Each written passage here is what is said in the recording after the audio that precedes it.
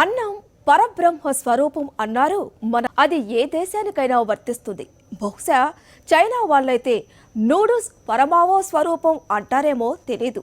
ఎవరే పేరుతో పిలిచినా ఆహారాన్ని వేస్ట్ చేయకూడదు. నిత్యం ఎంతో మంది ఆకలి కేకలతో తుది శ్వాస విడుస్తున్నారు. ఒక పక్క ఆకలి చావులు పెరుగుతోంటే మరో పక్క ఆహార సంక్షోభం ముదురుతోంది. ఇటువంటి పరిస్థితుల్లో ఆహారాన్ని ఎవరు వేస్ట్ చేసినా అది క్షమించరాని నేరం. ఇప్పుడు చైనా ప్రభుత్వం అదే చెబుతోంది. కడుపు నిండా తినండి, కానీ కంచంలోని ఆహారాన్ని మాత్రం వేస్ట్ చేయకండర్రా అంటోంది. ఆపరేషన్ క్లీన్ ప్లేట్ పేరిట ఓ నినాదాన్ని తెచ్చింది చైనా. దీనిపైనే ఇవాల్టి మ్యాగజైన్ స్టోరీ.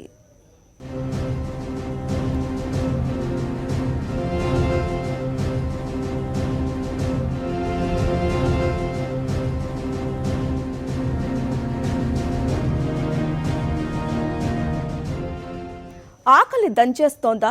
శుభ్రంగా కడుపు నిండా తినండి, తప్పులేదు. కానీ అవసరానికి మించి కంచంలో ఆహారాన్ని వడ్డించేసుకుని అది తినలేక వేస్ట్ చేయడం ఉంది చూశారు, అది చాలా పెద్ద క్రైమ్.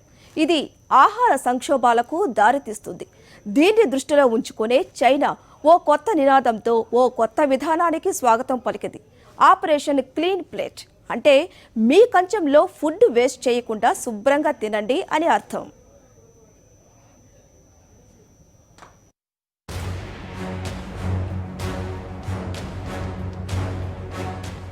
తినే తిండిని ఏమాత్రం వేస్ట్ చేయకూడదని చైనా అధ్యక్షుడు జింగ్పింగ్ దేశ ప్రజలకు హితబోధ చేశారు. చైనా అధ్యక్షుల వారు ఇలా అనడానికి కారణం లేకపోలేదు. చైనాలో ఒక్క 2015లోనే కంచాల్లో వడ్డించుకుని పూర్తిగా తినకుండా అవతల పారేసిన ఆహారం 17 నుంచి 18 మిలియన్ టన్నులకు పైనే ఉందిట. చాలా భయంకరమైన వాస్తవం ఇది.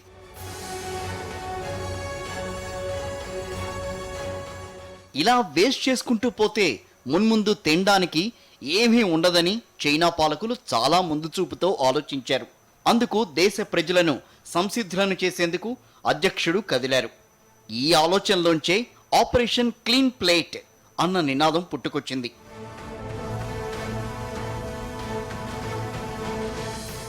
దీని అర్థం ఏంటంటే పళ్ళాల్లో వడ్డించుకున్న ఆహారాన్ని పిసరు కూడా వేస్ట్ చేయకుండా నీట్గా తినండర్రా అని. మన దేశంలో కూడా పాత తరం బామ్మలు ఇప్పటికీ ఇదే చెబుతూ ఉంటారు కదా, అన్నం వేస్ట్ చేయడానికి వీల్లేదురా వెధవల్లారా, అన్నం పరబ్రహ్మ స్వరూపం అని పెద్దలు హెచ్చరిస్తూనే ఉంటారు.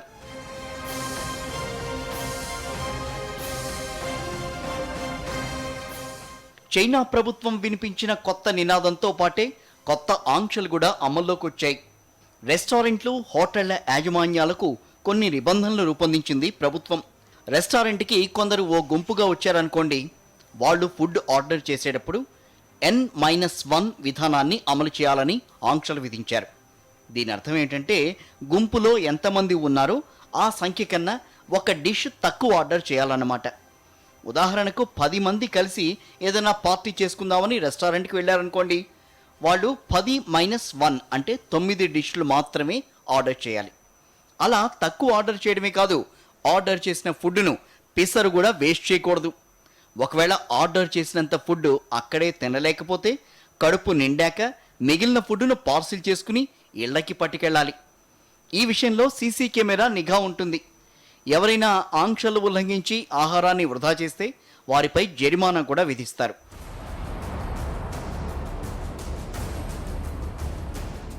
ప్రభుత్వం ఏ కొత్త విధానాన్ని అమలు చేసినా దాన్ని ఎంతో కొంతమంది వ్యతిరేకిస్తారు కదా. చైనాలో కూడా అదే జరిగింది. కొంతమంది ఈ విధానాన్ని, ఆంక్షల్ని వ్యతిరేకిస్తున్నారు. N-1 విధానాన్ని అమలు చేస్తే రెస్టారెంట్కు ఒకే ఒక వ్యక్తి వెడితే అతను ఎన్ని డిష్లు ఆర్డర్ చేయాలి, 0 డిష్ ఆర్డర్ చేయాలా అని వారు నిలదీస్తున్నారు. మరికొంతమంది అయితే చైనీయులు సహజంగానే అతిథి మర్యాదకు పెట్టింది పేరు. మాతో పాటు వచ్చిన వారి కడుపు నింపడంతో పాటు వారు సుష్టుగా భోంచేసేలా చూడడం మా విధి, అది మా మర్యాద. ఇప్పుడు ప్రభుత్వం పెట్టిన ఆంక్షలతో అతిథులను అర్థాకలితో పంపాలా అని వారు ప్రశ్నిస్తున్నారు. ఈ ఆంక్షలు అమలు చేసే క్రమంలో హోటల్ యాజమాన్యాలు తమదైన శైలిలో సృజనాత్మకతతో దూసుకుపోతున్నారు.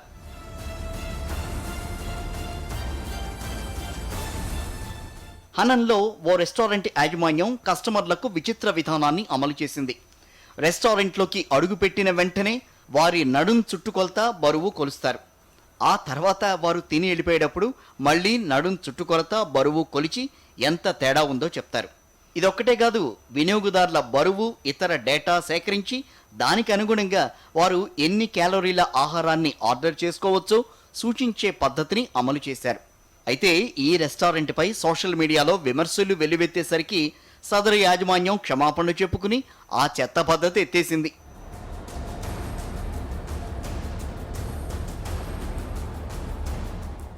లక్షలాది మంది సోషల్ మీడియాలో రెస్టారెంట్ వైఖరిపై దుమ్మెత్తిపోశారు.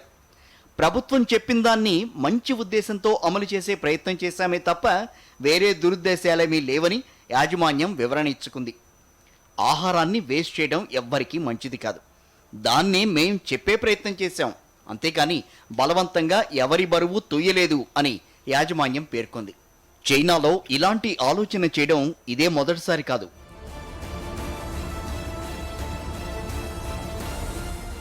2013లో కూడా ఎంటీ యువర్ ప్లేట్ నినాదంతో ఇలాంటి సందేశాన్నే ఇచ్చింది. అయితే ప్రభుత్వంలోని పెద్దలు, సంపన్న వర్గాలు నిర్వహించే విలాసవంతమైన విందు భోజనాల్లో లెక్కకు మించిన ఆహారాన్ని వేస్ట్ చేస్తుంటే వారిపై ఎలాంటి చర్యలు తీసుకొని ప్రభుత్వం మామూలు ప్రజల కంచంలోకి తొంగి చూడడం దుర్మార్గం అంటున్నారు కొందరు మేధావులు. చైనాలో ఫుడ్ వేస్టేజ్ ఎక్కువగా జరిగేది రెస్టారెంట్లు, క్యాంటీన్లలోనే అని తేల్చారు. దశాబ్దాల తరబడి రెండంకెల వృద్ధి రేటు ఉన్నప్పటికీ ఆహార భద్రత అనేది చైనాకు ఇప్పటికీ ఓ సవాలే. ఇప్పుడు కోవిడ్ నేపథ్యంలో ఆహార ఉత్పత్తిలో తగ్గుదల ఉంది. దానికి తోడుగా ఈ ఏడాది ఎడతెగని వరదలు చైనాను అల్లకల్లోలం చేశాయి. ఆహార ధాన్యాలు పండించే పంట పొలాలను ముంచెత్తిన వరదలు ఆహార ఉత్పత్తిని దారుణంగా దెబ్బతీశాయి. 140 కోట్ల మంది జనాభా యొక్క ఆకలి తీర్చాల్సిన బాధ్యత చైనా ప్రభుత్వంపై ఉంది. అయితే ఆహార ధాన్యాల విషయానికి వస్తే చైనాకు అవసరమైన ధాన్యాల్లో 30% మేరకు ఇతర దేశాల నుండి దిగుమతి చేసుకుంటోంది. అందులో పెద్ద వాటా అమెరికాది.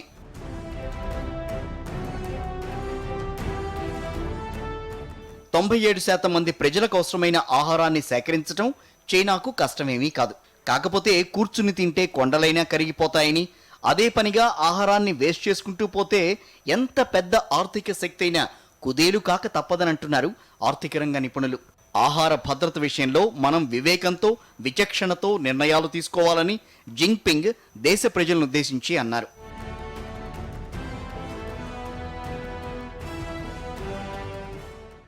దక్షిణ చైనా ప్రాంతం అంతా ఈ ఏడాది విపరీతమైన వరదల తాకిడికి గురైంది. వరదల ప్రభావంతో 15 మెట్రిక్ టన్నుల ఆహార ధాన్యాల దిగుబడి తగ్గే అవకాశం ఉంది. ప్రభుత్వ అంచనాల ప్రకారం ఆహార ధాన్యాల వార్షిక ఉత్పత్తిలో 5% మేరకు తగ్గే అవకాశాలున్నాయి. వీటికి తోడుగా మిడతల దండ్లు ఎకరాల్లో పంట నాశనం చేశాయి. అయితే చైనా అధికార మీడియా గ్లోబల్ టైమ్స్ మాత్రం చైనాలో ఆహార సంక్షోభం ముదురుతోంది అన్నది మీడియా హైపే తప్ప వాస్తవం కాదనంటోంది.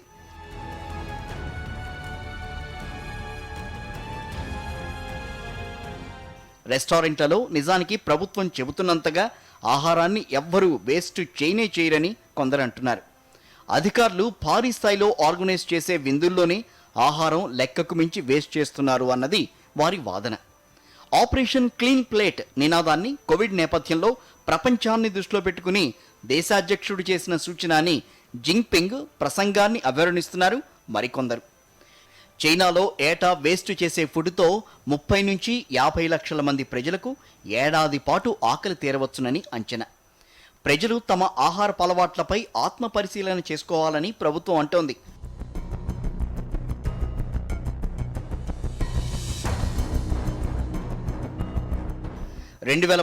జూలైలో ప్రపంచంలోనే అత్యంత జనసమ్మర్దమైన షాంఘై నగరంలో అధికార యంత్రాంగం అత్యంత కఠినమైన నిబంధనావళి రూపొందించింది. వ్యక్తులు, సంస్థలు కూడా తాము వేస్ట్ చేసే ఫుడ్ని సరిగ్గా రీసైకిల్ చేసి వినియోగించుకోవాలని ఆ నిబంధనావళిలో సూచించారు. ఈ ఆంక్షలను బేఖాతరు చేస్తూ ఆహారాన్ని వేస్ట్ చేసే వాళ్లపై భారీ జరిమానాలతో పాటుగా కఠిన శిక్షలు విధిస్తామన్న హెచ్చరికలు జారీ చేశారు. నిబంధనలు పాటించని వాళ్ల క్రెడిట్ రేటింగ్ తగ్గుతుందని హెచ్చరించారు. ఇది చాలా కఠినమైన ఆంక్ష. ఎందుకంటే క్రెడిట్ రేటింగ్ పడిపోతే ఆర్థిక సామాజిక ప్రగతికి సంబంధించిన అంశాల్లో చాలా ఇబ్బందులుంటాయి.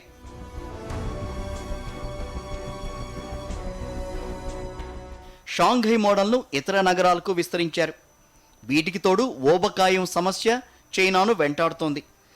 2016లో ఊబకాయుల సంఖ్యలో చైనా అమెరికాను మించిపోయింది. అర్హులైన కార్మికుల కొరత నెలకొన్నప్పుడు చైనా ప్రభుత్వం అప్పటి వరకు అమల్లో ఉన్న వన్ చైల్డ్ పాలసీ రద్దు చేసింది. అంతవరకు ఓ జంటకు ఒక్క చైల్డే ఉండాలన్న ఆంక్షలుండేవి. ఇప్పుడు ఊబకాయుల సమస్య పెరగడంతో ప్రజల ఆహారపు అలవాట్లు మార్చి వారి బరువు తగ్గే విధానాల కోసం చైనా అన్వేషిస్తోంది.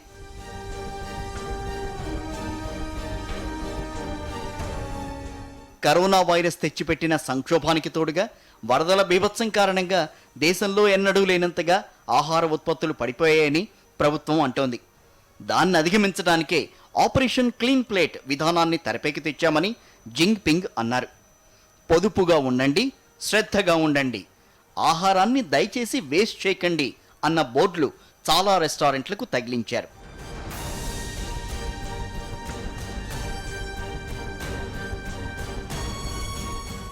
సరే, ఆహార సంక్షోభం ఉందా లేదా అన్నది అనవసరం. ఆహారాన్ని వేస్ట్ చేయకూడదు అన్న నినాదమైన విధానమైన యావత్ ప్రపంచానికి ఆదర్శనీయమే. ఎందుకనంటే రోజు ప్రపంచవ్యాప్తంగా లక్షలాది మంది ఆకలి కేకలతో మరణిస్తుంటే ఆహారాన్ని ఉత్పత్తి చేసే దేశాలు వాటిని బాధ్యతారాహిత్యంగా వృధా చేయడం ముమ్మాటికి క్షమించరాని నేరమే. అందుకే చైనా పిలుపు ఆ దేశ ప్రజలకే కాదు, ప్రపంచం మొత్తానికి అనుసరణీయమైందనడంలో ఎలాంటి సందేహాలు లేవు.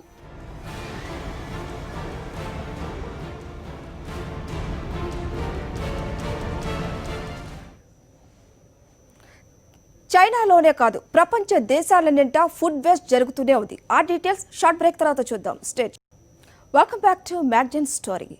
ఆహారాన్ని అనవసరంగా వేస్ట్ చేయటంలో భారతీయులు ఎవరికీ తీసిపోరు. పెళ్లిళ్ళు, ఇతరత్ర ఫంక్షన్లలో కేవలం స్టేటస్ కోసమే రకరకాల ఫుడ్ ఐటమ్స్ను తయారు చేయించి పెద్ద మొత్తంలో వేస్ట్ చేస్తూ ఉంటారు. తినేదానికన్నా వేస్ట్ చేసేదే ఎక్కువంటే పరిస్థితి ఎంత దారుణంగా ఉందో అర్థం చేసుకోవచ్చు.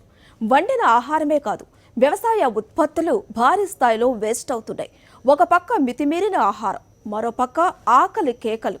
నాణానికి రెండు వైపులు భిన్న పార్శ్వాలే.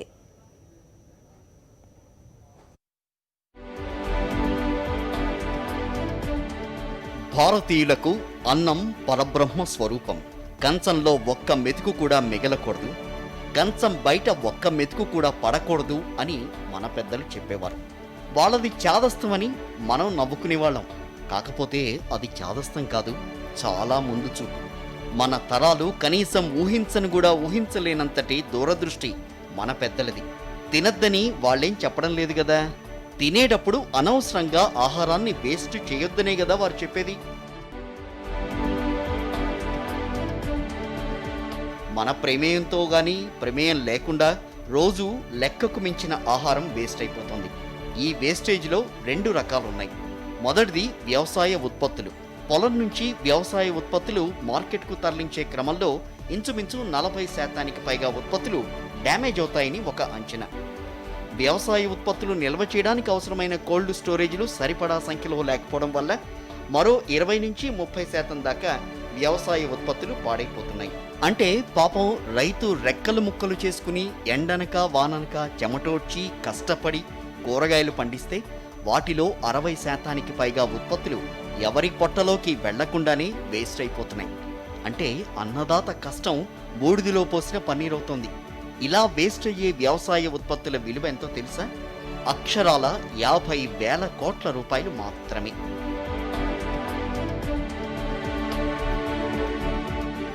మన దేశంలో 66,000 మెట్రిక్ టన్నుల ఆహార ఉత్పత్తులు నిల్వ చేయడానికి కోల్డ్ స్టోరేజీలు అవసరం ఉండగా మనకి అందుబాటులో ఉన్న స్టోరేజీ సామర్థ్యం కేవలం 30,000 మెట్రిక్ టన్నులే. కోల్డ్ స్టోరేజీ సదుపాయం లేకపోవడం వల్లనే భారతదేశంలో 16% పళ్ళు ఎవ్వరూ రుచి చూడకుండానే కుళ్ళిపోతున్నాయి. ఇక రెండో రకం వేస్టేజ్, వండిన ఆహార పదార్థాలు. మన దేశంలో విందులు వినోదాలకు కొరత లేదు. బిడ్డ పుట్టినా విందే, పెరిగి పెద్ద మనిషి అయినా విందే, యుక్త వయస్సు వచ్చాక పెళ్ళైతే విందు, చివరకు ఆయుష్ తీరి గిట్టినా విందే. ఈ విందులు మనుషుల హోదాలను బట్టి జరుగుతాయి. బాగా డబ్బున్న వాళ్ళైతే వాళ్ళ హోదా ఏంటో 10 మందికి తెలియచెప్పాలంటే వారిచ్చే విందులే చక్కటి మార్గం. ఒక్కో పెళ్లిలో కనీసం ఊహించను కూడా ఊహించలేనన్ని రకాల పిండి వంటలుంటాయి. మాయాబజార్లో వివాహ భోజనాన్ని తలదన్నే వెరైటీలు. వచ్చిన ప్రతి ఒక్కరికి కడుపు నిండా భోజనం పెట్టాలనుకోవడంలో తప్పు లేదు. కానీ నరమానవులు తినలేనన్ని వెరైటీలు అవసరమే లేదన్నది మేధావుల వాదన. ఎవరి కడుపు నిండాలన్నా 3-4 రకాల రుచికరమైన వంటకాలుంటే ఎక్కువ. పంక్తి భోజనాల పేరిట వడ్డించే విందుల్లో ఆహుతులు తినేదానికంటే వారి ఆకుల్లో మిగిల్చేసే వేస్టే ఎక్కువ. ఇలా వేస్ట్ చేసిన ఫుడ్ ఏమవుతుంది? నేరుగా చెత్త కుండీల పాలవుతుంది. అదో కాలుష్యం తప్పితే మరోటి కాదు.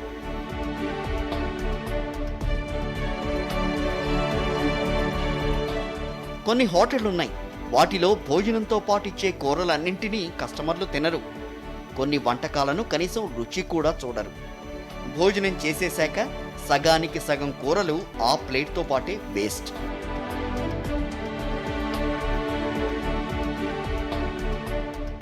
ఉదాహరణకు మన తెలుగు రాష్ట్రాల్లో పాపులర్ అయిన కాకినాడ సుబ్బయ్య హోటల్ని తీసుకోండి. సుబ్బయ్య హోటల్లో భోజనానికి వెడితే 25 రకాల వంటలు కొసరి వడ్డిస్తారు. ఇది చాలా బాగుంటుంది, తినండి, ఆ వంటకం రుచి చూడండి అంటూ వెంటబడి మరీ తినిపిస్తారు. అయితే వాళ్ళు ఎంతగా వెంటబడినా వడ్డించిన వంటకాల్లో సగానికి పైగా రుచి చూడకుండానే వేస్టేజీ ఖాతాలో కలిసిపోతాయి.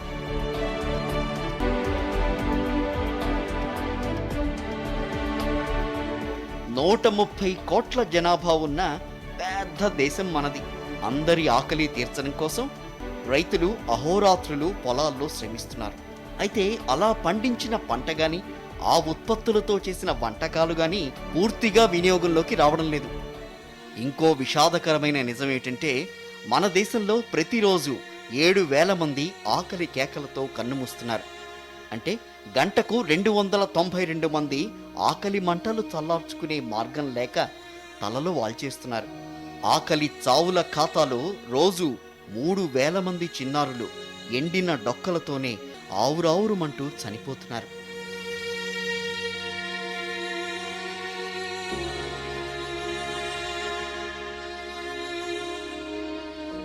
మన దేశంలోని ప్రతి 10 మంది చిన్నారుల్లో 4 సరైన పౌష్టికాహారం లేక నీరసించిపోతున్నారు.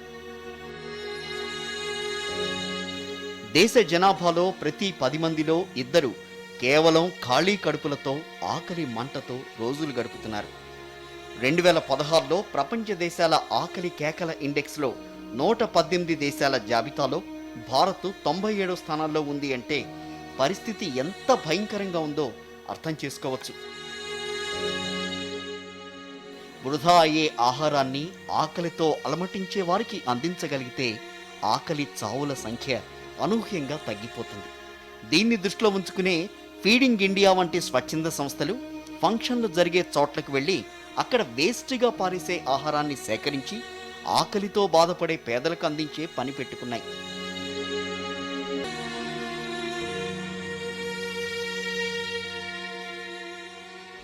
కోల్డ్ స్టోరేజీల సంఖ్య పెంచుకుని నిల్వ సామర్థ్యం పెంచుకుంటే వ్యవసాయోత్పత్తుల వేస్టేజ్ అమాంతం కంట్రోల్ అయిపోతుంది. అలాగే విందులు వినోదాల్లో ఎవరికి వారు ఆహారాన్ని వేస్ట్ చేయకూడదనే లక్ష్యంతో బాధ్యతగా వ్యవహరిస్తే వండిన ఆహారమూ వేస్ట్ కాదు. చైనా అయినా, భారత్ అయినా, మరొకరైనా ఆహారాన్ని వేస్ట్ చేయడం అనేది క్షమించరాని నేరం. ఇళ్లలో కూడా వ్యక్తిగతంగా భోజనాలు చేసేవారు అవసరానికి మించి వడ్డించుకుని వేస్ట్ చేయకుండా బాధ్యతతో కూడిన పొదుపు పాటించాలంటున్నారు నిపుణులు. ప్రపంచ జనాభా రోజురోజుకు పెరిగిపోతోంది. జనాభా సంఖ్యతో పాటే వారి ఆకలి తీర్చేందుకు ఆహార ఉత్పత్తుల డిమాండు పెరిగిపోతోంది. జనాభా పెరుగుతారు, కానీ భూమి పెరగదు. అంటే వ్యవసాయోత్పత్తులిచ్చే భూములు పెరగవు. అంటే వ్యవసాయోత్పత్తులు పెంచుకోవటం సాధ్యం కాదు. మరి పెరిగే ఆకలికి సమాధానం చెప్పడం ఎలా అని మేధావులు ఆలోచనలు చేస్తుంటే, ఉత్పత్తులు పెరగడం మాట దేవుడెరుగు, వేలాది టన్నుల ఆహారాన్ని ఎందుకు కొరగాకుండా వేస్ట్ చేయడం అంటే ఎంత పాపం. అందుకే చైనా అధ్యక్షుడు చెప్పినట్లుగా ఫుడ్ వేస్టేజీని అరికట్టడంపై మొత్తం ప్రపంచ దేశాలన్నీ కూడా దృష్టి సారించాలి. సగం ఆకలితో విస్తరి ముందు నుంచి లేచిపోయినా పర్వాలేదు, కానీ ఆకలి కేకలతో ఒక్కరు కూడా కన్ను ముయ్యాల్సిన దుస్థితి రాకూడదు. మరి అందరూ అందుకోసం నడుం బిగిస్తారా?